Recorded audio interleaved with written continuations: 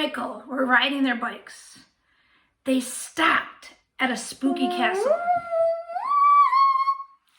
They started to explore the castle.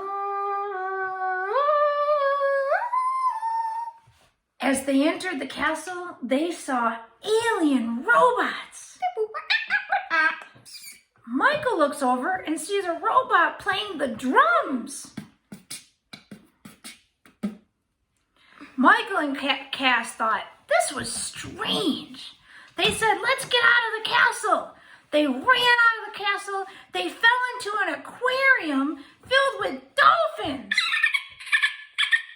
Michael yells, "Let's get out of here!"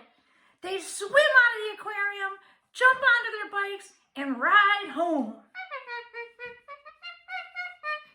Next thing they knew, they heard a police siren. They run home, they hide under their bed. The dog barks. It wakes up Cass and Michael. Michael wakes up from his dream, looks over at his brother and says, "That's the coolest dream ever."